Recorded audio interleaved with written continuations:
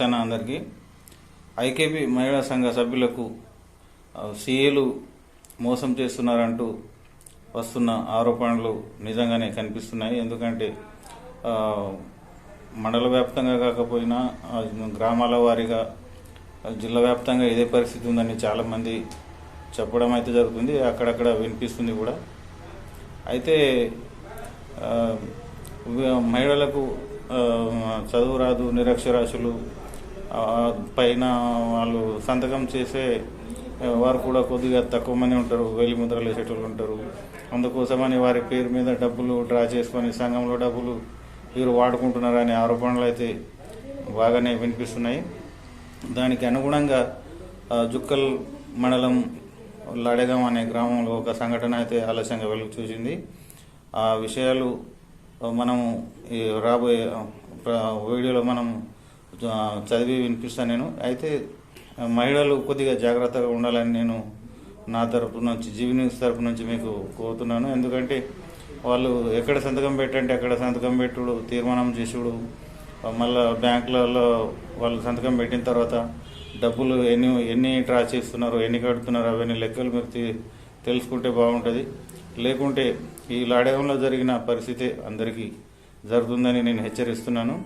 మహిళా సంఘాల సభ్యులకు కానీ, సభ్యుల భర్తలకు కానీ, కుటుంబ సభ్యులకు కానీ నా విజ్ఞప్తి ఏంటంటే, మహిళా సంఘాల డబ్బులు కట్టే విషయంలో తీసుకున్నప్పుడు రుణాల విషయంలో కొద్దిగా జాగ్రత్తలు పాటిస్తే బాగుంటుందని నేను కోరుతున్నాను. అదేవిధంగా మహిళా సంఘాల సభ్యులకు ఈ సీఏలు కొద్దిగా దురుసుగా ప్రవర్తిస్తూ, అదేవిధంగా అసభ్యకరంగా కొద్దిగా దూషిస్తూ పలు విధాలుగా హింసిస్తున్నారని కూడా నా దృష్టికి వచ్చింది. అలాంటిది ఏదైనా జరిగితే మాత్రం దానికి తీవ్ర స్థాయిలో వారికి కఠిన చర్యలు పెట్టడానికైనా వారికి సిద్ధంగా ఉంటాము.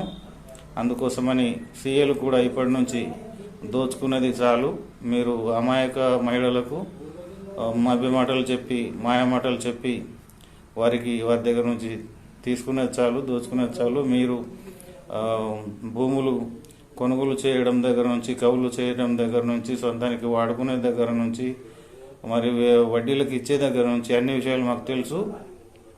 మీరు లేదంటే మీరు ఇవన్నీ అవద్దు, మాకేం అవసరం లేదంటే ఇప్పటివరకు చేసిన వాళ్ళు మానుకుంటే బెటరు. లేకుంటే ఇలాంటి పునరావృతం అయితే బాగుండదు అని నేను మహిళల తరఫున నేను హెచ్చరిస్తూ మీకు సవినయంగా మనవి చేస్తున్నాను. Thank you.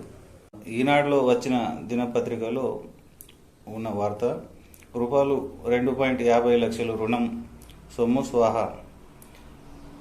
మహిళా సంఘ సభ్యులకు బురిడి కొట్టించి రూపాయలు 2.50 లక్షల వరకు కాజేసిన సంఘటన జుక్కల్ మండలంలో లాడెగాం గ్రామంలో ఆలస్యంగా వెలుగు చూసింది. తమ ప్రమేయం లేకుండా ఒకరు రుణం తీసుకుని స్వాహా చేశారంటూ మహిళా సంఘ సభ్యులు ఆందోళనకు దిగారు. బాధితులు తెలిపిన వివరాల ప్రకారం లాడెగాం గ్రామంలోని బీరప్ప మహిళా సంఘానికి చెందిన 10 మంది సభ్యులు 2024 అక్టోబర్లో బ్యాంకులో రుణాలు తీసుకున్నారు.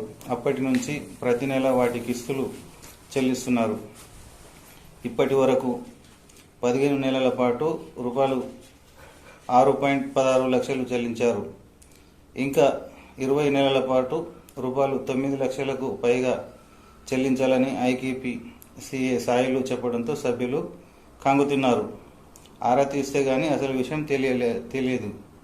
సభ్యులు అంతా కలిసి రూపాయలు 11 లక్షల రుణం తీసుకోగా బ్యాంకు నుంచి 14 లక్షల రూపాయలు మంజూరైనట్లు ఉంది.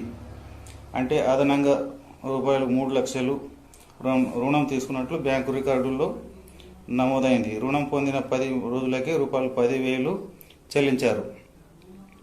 అదనంగా 3 లక్షలు ఎవరి ఖాతాలోకి వేడాయి, రూపాయలు 50,000 ఎవరు చెల్లించారు అన్న ప్రశ్నలు తలెత్తుతున్నాయి. మహిళలు శుక్రవారం బ్యాంకులో స్టేట్మెంట్ తీసుకుని ఐకేపీ ఏపీఎం గంగారాం వద్దకు చేరుకుని నిలదీశారు. అదనంగా రూపాయలు 3 లక్షలు ఎవరు తీసుకున్నారో తేల్చాలని పట్టుబట్టారు. వివరించి న్యాయం చేస్తానని చెప్పడంతో సభ్యులు శాంతించారు. అవకతవకలకు పాల్పడిన వారిపై చర్యలు తీసుకుంటామని ఆయన చెప్పడం జరిగిందన్నట్లు ఈ వార్తా కథనంలో సారాంశం: మహిళా సంఘం సభ్యులకు ఆందోళన అంటూ ఈనాడులో మన జనవరి 17 నాడు ఈ వార్త పబ్లిష్ కావడం జరిగింది.